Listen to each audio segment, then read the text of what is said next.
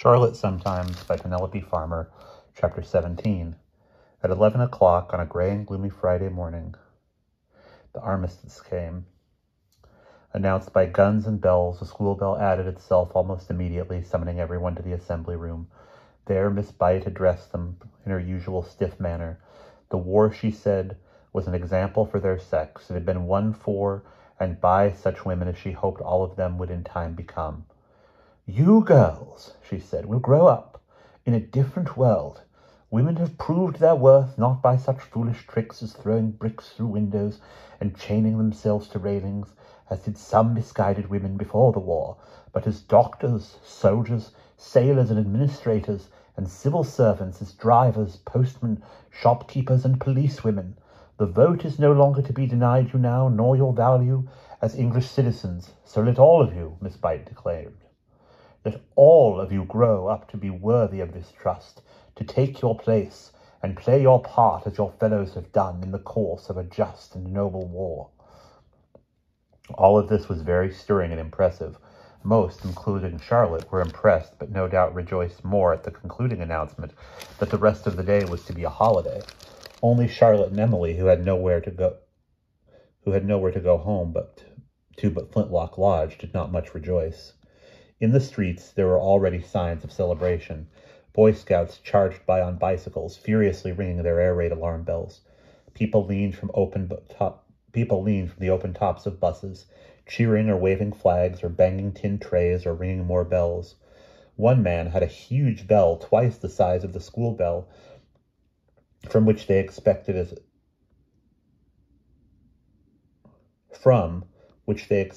huge a sound. But it must have been cracked, for it had no ring, no resonance. It made only a dull, small, thudding sound.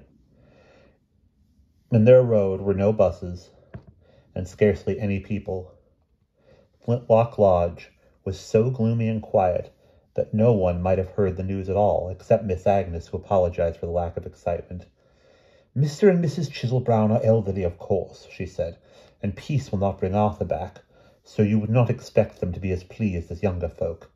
After lunch, she offered to take Charlotte and Emily for a walk herself, but at this, Emily made faces at Charlotte, nudging her, and as soon as they were out of earshot of the garden, she burst out, "Well, I don't know about you, but I'm not going. You can go for a walk with her if you like, but I'm going across the river to see what's happening in the town. So boo and snubs to you and utterly squash." She was lit up and excited. She ran round the house and out of the drive before Charlotte could say anything, and went on running ahead of her till they reached the bridge, both very out of breath and Emily triumphant. "There, I knew you couldn't stop me," she said. "Now let's go and see what there is to see." It had begun to rain gently. There was nothing here except the grey, empty river and the grey, empty allotments of the deer park on the far side of it, where grass had been before the war and would be again by Charlotte's time. There were ugly little sheds and fences everywhere and rows of cabbage and potato plants. These were mostly just withered yellow leaves and jagged yellow stalks, reminding Charlotte of the stumps of trees and the brown magazine photographs she had looked at sometimes at Flintlock Lodge when there had been nothing else to do, remote brown pictures of the battlefields of France. As they came toward the gate that led out of the deer park, they heard music. Through the bars of the gate they saw movement too, but they could scarcely believe in what it seemed to be until they pushed the gate open onto the street, a little cul-de-sac leading down from the main road.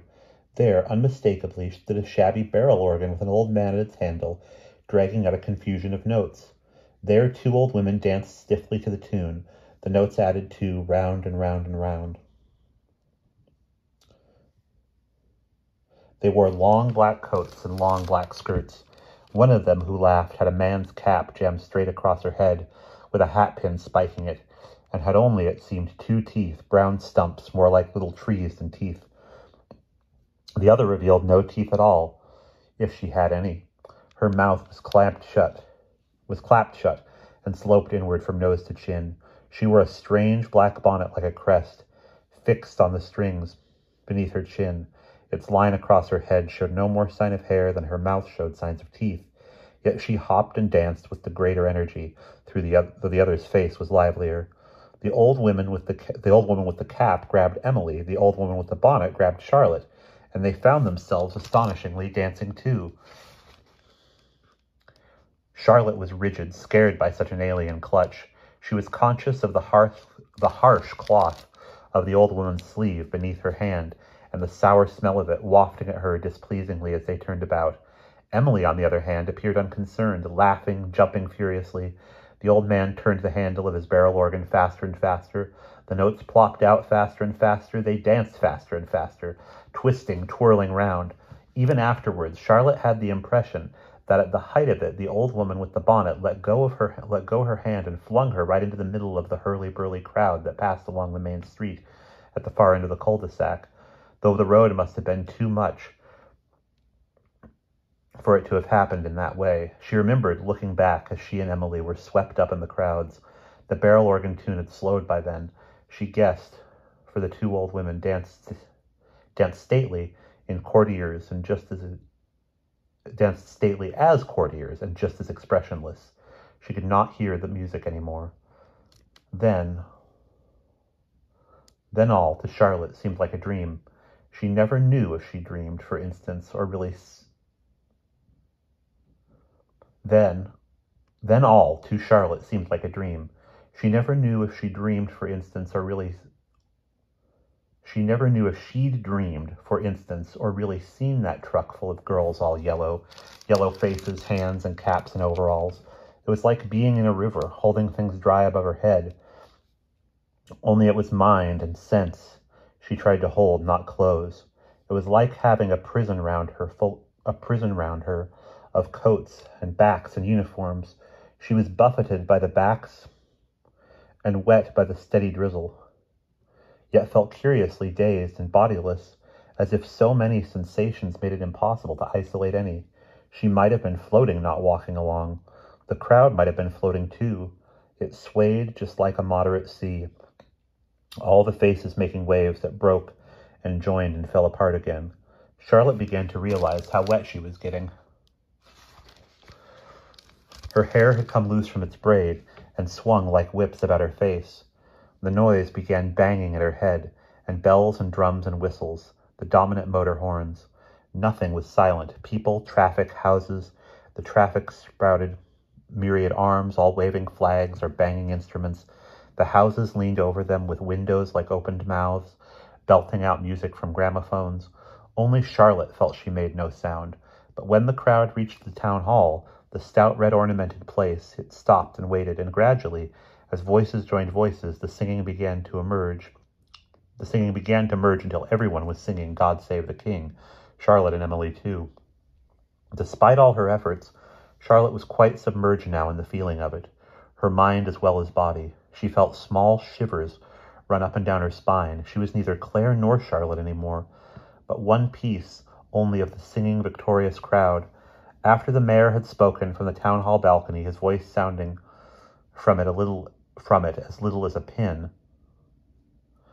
she linked hands with Emily and someone she did not know, sang Land of Hope and Glory, then Auld Lang Syne, swaying back and forth, the movement as potent as the song. The rain had almost stopped. As dusk fell, light began to jump from windows all about. Up till now, though hemmed in, jostled, banged, Charlotte had been more excited than fearful, the crowd's warmth and friendliness carrying her along. But now, suddenly, it did not seem so warm and friendly. Its edges splintered. It broke to ragged gaps where people danced. And when they were singing again, it came in spurts and dashes, one song against another, and none of them Land of Hope and Glory or God Save the King. Men climbed on window sills, onto the horse trough by the town hall steps. Some inevitably fell in. Charlotte and Emily could hear loud splashes, laughter, angry voices too. Emily also laughed rather hysterically, Charlotte thought. The faces round her seemed to leer like masks, the light, part dim, part bright, catching half faces, noses, eyes, or teeth, never all at once. She felt herself pushed about, first one way, then another, in the crush of people, all straining to see what was happening, where they were not. Their flags brandished now like spears or swords. About her suddenly men loomed tall as towers. Above the din of voice and instrument, Emily screamed, "Claire, I want to get out! Oh, please take me out of here!" She had been clutching Charlotte more and more tightly. The clutch jerked at and tugged by the movement of the crowd. But at that moment, someone pushing right between them broke it all together, and when Charlotte turned to Emily, she saw no sign of her. She called frantically, her tiny voice in this din. She pushed and wriggled and kicked and knocked, but every time she saw a gap and pulled herself into it, the gap was sure to close. She squirmed between legs and bodies, said, "Please, oh please," many times uselessly. "Oh, please let me through." But it was not a question of people moving aside for her, only of her ability to hammer out a way between them. The please just a concession to her ordinary good manners. Terror for Emily destroyed the timidity she usually would have felt. "Mind over there! Hey, what do you think you're doing?" The voices battered at her, the shadows jumped, the light around broke furiously, but she was out, free at last, gasping and crying. In the air, tears pouring down her face, not rain, and still there was no sign of Emily. She wandered among the fringes of people, not wanting to plunge into the crowd again, which she judged would not help at all. Stood on tiptoe, or bent down to look between legs, crying, "Emily! Emily!" Dazed and horrified, perhaps too dazed to realize how remarkable it was that she actually found Emily again so quickly. For Charlotte felt a tugging at her back, and when she turned, there was Emily. Tears marked her face. But she stopped crying the moment she saw Charlotte, became more indignant than frightened. "Why ever did you let me go like that?" she asked. "I thought I'd never find you." For a while they walked around in quieter streets, up the hill and along the terrace, where also walked sad-looking solitary men with lighted cigarettes that made little red stops in the dark. Then they went home on foot. It was quite different from their last street walk at night, with its mysteriousness and sense of separate life. There had been no light then other than the moon, but now street lamps were lit and windows had no blackout blinds, nor were most curtains drawn tonight. The lights of the city made the sky glow like an enormous bowl placed over a candle flame. Of course, there was a row back at Flintlock Lodge, Of course, there was a row back at Flintlock Lodge, and an enormous one.